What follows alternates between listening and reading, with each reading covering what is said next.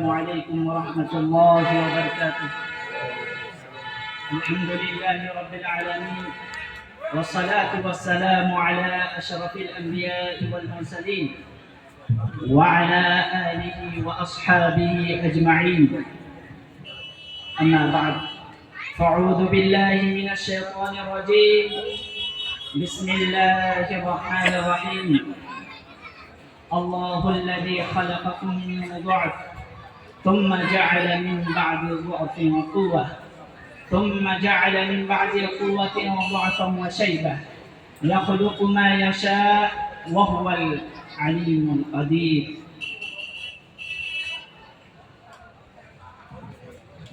معزز علماء کرام، بزرگان دین، نوجوانان ملت اسلام، خواتین اسلام اور جمعیت کے ذمہ داران، آج کی اس رونق مجلس میں مجھے آپ حضرات کے روبرو جس عنوان کے متعلق کچھ باتیں رکھنی ہیں وہ ہے جوانی کی قدر و قیمت، آئینہ اسلام۔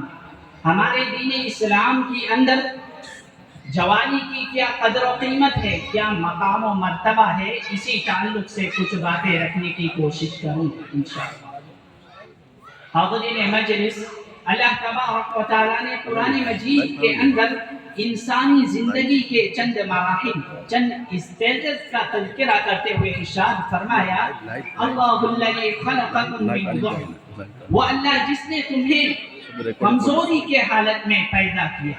جب تم اس دنیا کے اندر آئے تو تم کمزور تھے، تم دوسروں کے محتاج تھے۔ ثم جعل من بعد ضعف قوة، پھر اللہ تبارک و تعالیٰ نے تمہیں اس کمزوری زندگی سے ہٹا کر تمہیں قوت و طاقت والی زندگی عطا کی۔ ثم جعل من بعد قوة ضعفا وشيبة، پھر اللہ تبارک و تعالیٰ نے تمہیں اس قوت بری زندگی سے ہٹا کر اللہ تبارک و تعالیٰ نے تمہیں پھر کمزور کرے گا اور تمہیں بوڑھا کر دے گا۔ یخلق ما یشاء، اللہ رب العالمین جو چاہتا ہے، جیسا چاہتا ہے وہ پیدا کرتا ہے۔ وہو العلیم القدیر، اور وہ ہر چیز کا علم رکھنے والا ہے اور وہ ہر چیز پر قادر ہے۔ حاضرین مجلس، اس آیت کی روشنی میں اہل علم نے کچھ باتیں لکھی ہیں، وہ یہ کہ اس دنیا میں بسنے والے ہر انسان کو ان مراحلوں سے گزرنا ہے۔ وہ یہ کہ سب سے پہلا مرحلہ، انسان جب اس دنیا کے اندر آتا ہے وہاں سے لے کر 7 سال تک، یہ ایک زندگی کی ابتدائی مرحلہ ہے۔ اس کے بعد 7 سالہ زندگی سے لے کر بلوغت تک، اس عمر میں 7 سال کے بعد سے انسان کے اندر کسی چیز کو قبول کرنے کی، کسی چیز کو سمجھنے کی قوت آ جاتی ہے۔ اسی لیے اللہ کے رسول صلی اللہ علیہ وسلم نے فرمایا، جب تمہارے اولاد 7 برس ہو جائے، 7 سال کے ہو جائے تو تم انہیں نماز کا حکم دو، نماز کا پابند بناؤ۔ اسی طرح سے دوسرا، تیسری اسٹیج جو بلوغت سے لے کر 40 سال عمر تک، اس کا تذکرہ کرتے ہوئے اللہ تبارک و تعالیٰ نے قرآن مجید کے اندر ارشاد فرمایا، حتی اذا بلغ اشدہ، یہاں تک کہ وہ اپنی پختگی کو، اپنی عمر کی پختگی کو پہنچ گئے، وبلغ 40 سنہ، اور وہ 40 سال کی عمر کو پہنچ گئے۔ حاضرین مجلس، اللہ تبارک و تعالیٰ کو اس عمر کی، بلوغت سے لے کر 40 سال کی عمر تک، یہ جو عمر ہے اللہ تبارک و تعالیٰ کو بڑا ہی، اللہ کے نزدیک بڑا ہی قدر و قیمت ہے۔ اسی طرح سے اگر اس عمر کے سلسلے میں دیکھیں حدیث کے روشنی میں، تو آپ صلی اللہ علیہ وسلم نے فرمایا، لا تزول قدم ابن آدم یوم القیامہ من عند ربه ان یسعد عن 5، عن عمره فيما أفناه وعن شبابه فيما أبلاه، رواه الترمذی۔ اللہ کے رسول صلی اللہ علیہ وسلم نے فرمایا، ابن آدم کے قدم کل روز قیامت والے دن اس وقت تک نہیں ہلیں گے جب تک ان سے ان 5 سوالوں کے سوال نہ کر دیا جائے۔ ان میں سے سب سے پہلا سوال ہوگا ان عمره فيما افنا، اللہ تبارک و تعالیٰ نے تمہیں جو زندگی عطا کیا، اللہ تبارک و تعالیٰ نے تمہیں جو ایک لمبی مدت کی عمر دی، تم نے انہیں کہاں خرچ کیا، کہاں لگایا، کس کام کے لیے اپنی عمر کو لگایا؟ حاضرین مجلس، ہم سبھی کو اس سوال کا جواب دینا ہے، ہم سبھی کو اس سوال کا جواب دینا ہے، اس کے بغیر ہم اس دن ہل نہیں سکتے۔ اسی لیے ہم اللہ سے دعا کرتے ہیں، یا رب العالمین، تو نے جو ہمیں زندگی عطا کی اسے تیرے راہ پر خرچ کرنے، تیرے راہ پر تیری اطاعت و فرما برداری کی توفیق عطا فرما، آمین۔ اس کے بعد دوسرا جو سوال کیا جائے گا وَأَنْ شَبَابِهِ فِيمَا أَبْلَى، اللہ تبارک و تعالیٰ نے تمہیں جو جوانی کی عمر دی، تم نے انہیں کہاں خرچ کیا، کہاں لگایا؟ ہمیں سے بہت سے ایسے نوجوان ہیں جو یہ کہتے ہیں ابھی تو ہمیں جوانی ملی ہے، ہمیں ابھی وقت ہے عبادت و بندگی کرنے کی۔ ایسے کتنے جو نوجوان اس دنیا سے چلے گئے، انہیں اور موقع نہیں ملا، بڑھاپے کی عمر تک نہیں پہنچے، اللہ تبارک و تعالیٰ نے انہیں موت کے گھاٹ اتار دیا۔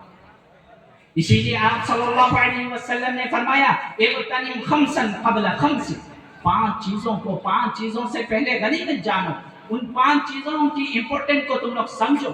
ان میں سے سب سے پہلا ہے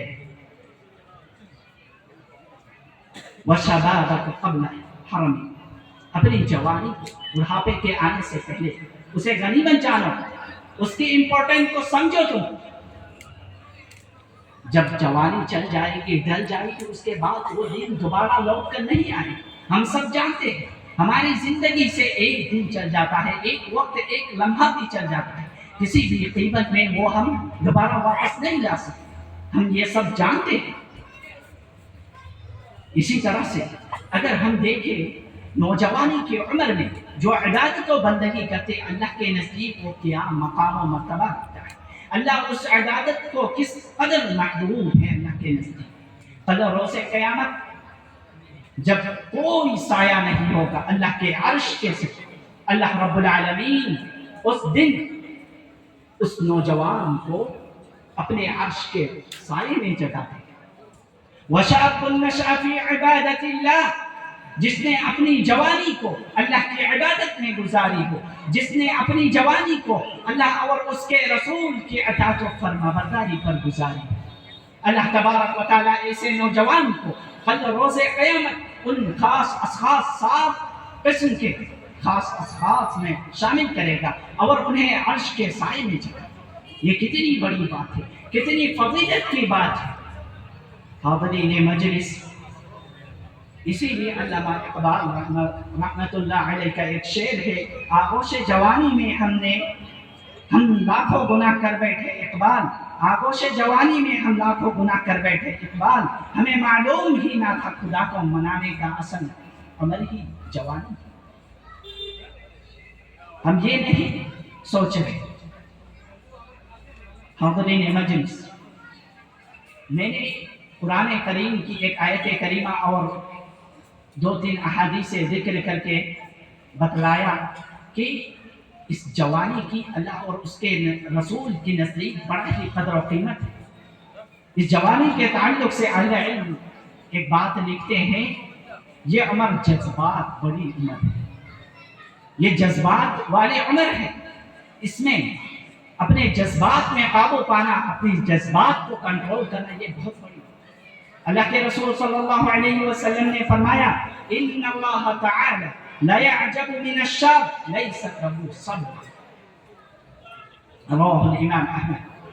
اللہ کے رسول صلی اللہ علیہ وسلم نے فرمایا اللہ تبارک و تعالی تعجب کرتا ہے، یہ کتنی بڑی بات ہے، اللہ رب العالمین اپنے کسی بندے پر تعجب کرتا ہے، کس بندے پر؟ ليس له صبر، جس میں صبر ہے۔ اب سوال پیدا ہوتا ہے صبوا کسے؟ صبوا کا کیا معنی ہے؟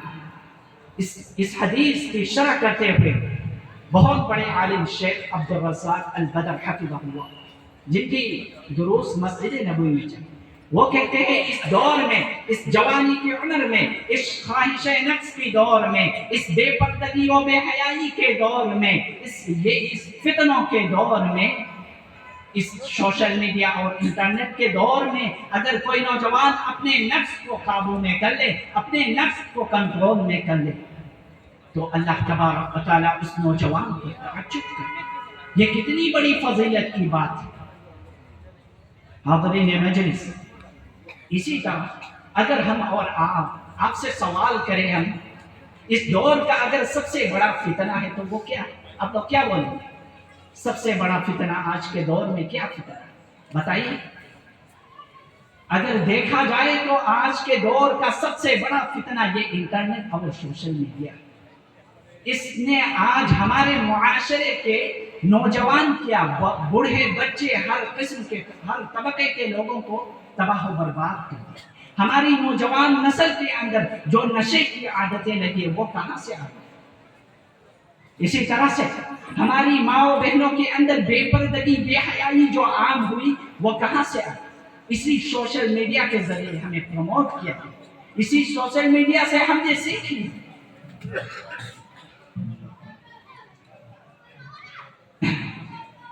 اسی لیے آپ صلی اللہ علیہ وسلم نے جنگ تبوک کے موقع پر قیامت کے چند نشانیوں کا تذکرہ کرتے ہوئے فرمایا ثم فتنة لا يبقى بيت من عربی الا دخلت۔ کچھ دن بعد فتنے ایسے اٹھیں گے، ایسے برپا ہوں گے کہ فتنے کے بعد فتنے آئیں گے اور وہ ہر گھر میں داخل ہوں۔ اس حدیث کی شرح کرتے ہوئے اس وقت کے سب سے بڑے عالم شیخ صالح فوزان حفظہ اللہ کہتے ہیں اس دور کا سب سے بڑا اگر فتنہ ہے وہ انٹرنیٹ اور سوشل میڈیا ہے۔ اس نے ہماری نوجوان نسل کو تباہ و برباد کر دیا۔ اسی طرح سے اگر نوجوان کے تعلق سے اہل علم نے ایک بات لکھی ہے، یہ جو عمر ہے دوسروں سے اثر قبول کرنے کا بہت جلدی ہی لوگوں سے متاثر ہو جاتا ہے۔ اس تعلق سے اللہ نے قرآن مجید کی ایک آیت کریمہ رکھنا چاہوں گا۔ اللہ تبارک و تعالیٰ قرآن مجید میں فرمایا انہم فتیۃ آمنوا بربہم وزدناہم ھدی۔ اللہ تعالیٰ وہ نوجوان ہیں جنہوں نے اپنے رب پر ایمان لے آئے اور اللہ نے ان کی ہدایت میں اور اضافہ کیا۔ اس آیت کے تفسیر میں حافظ ابن کثیر رحمہ اللہ لکھتے ہیں كان اکثر المستجیبین للہ ورسول الشاب، اللہ اور اس کے رسول کے دعوت کو قبول کرنے والے سب سے زیادہ تر لوگ نوجوان ہیں۔ اگر ہم اپنے اسلام کے تاریخ کا مطالعہ کریں، اسلام کی ہسٹری کو پڑھیں تو معلوم ہوگا آپ صلی اللہ علیہ وسلم پر ایمان لانے والے زیادہ تر نوجوان بھی تھے۔ حضرت زبیر بن عوام نوجوانی کی عمر میں ایمان لے آئے۔ ان کے تعلق سے اللہ رب العالمین، اللہ کے رسول صلی اللہ علیہ وسلم نے فرمایا ان لکل نبی حواری، ہر نبی کے ایک حواری خاص دوست ہوتے، اور میرے اس امت میری حواری خاص دوست حضرت زبیر بن عوام ہیں۔ اسی طرح حضرت سعد بن وقاص نوجوانی کی عمر میں ایمان لے آئے اور ان کے بارے میں فرمایا فداک ابی و امی، میرے باپ، میرے ماں باپ اے سعد تم پر قربان ہے۔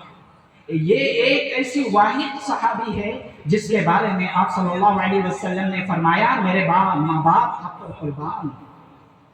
اسی طرح سے بہت سے نوجوان صحابی ہیں جنہوں نے اسلام میں بڑی بڑی کارنامے انجام دیے۔ اسی طرح سے نوجوان باطل کو قبول کرنے میں بھی بڑے آگے ہیں۔ اس دور میں اگر صحابہ کے دور میں بھی ہم دیکھیں تو پتہ چلے گا حضرت علی کے دور خلافت میں ایک شخص عبد الرحمن بن ملجم، انہیں اس قدر بھڑکا دیا گیا حضرت علی کے خلاف، ان کے دماغ کو پورے حضرت علی کے خلاف بھڑکا دیا۔ تو حضرت علی رضی اللہ عنہ فجر کی نماز کے لیے نکل رہے تھے، وہ راستے میں انتظار کر رہے تھے، ملاقات کے لیے نہیں بلکہ انہیں قتل کر دیا۔ جب حضرت علی نکلے تو انہیں قتل کر دیا، انہیں اچانک حملہ کر کے انہیں مار دیا، حالانکہ وہ حافظ قرآن تھا۔ اگر اس دور میں کسی کو بھڑکا کر ان کے مائنڈ کو چینج کیا جا سکتا ہے تو آج کے دور میں ظاہر سی بات ہے، اس انٹرنیٹ اور سوشل میڈیا کے دور میں ظاہر سی بات ہے کسی کے بھی مائنڈ کو واش کیا جا سکتا ہے۔ اس تعلق سے میں ایک بات ذکر کر دینا، ہمارے ہی جامعہ میں کے پڑھنے والے ایک ساتھی ہیں، ہمارے ایک سال کے جونیئر ساتھی ہیں، حالانکہ وہ پکے اہل حدیث تھے، جب انہوں نے سوشل میڈیا میں کسی عالم کیا کسی کی باتیں سن لی تو صحابہ اکرام کے خلاف بدظن ہے، تو صحابہ اکرام کو برا بنا کے دیا۔ اسی لیے ہمیں چاہیے کہ ہم ان چیزوں سے بچیں، سوشل میڈیا میں جس کے چاہے اس کا نہ سنیں۔ علماء اصل جو علم حاصل کرنا ہے وہ ہمیں علماء کے ساتھ ہی ہے۔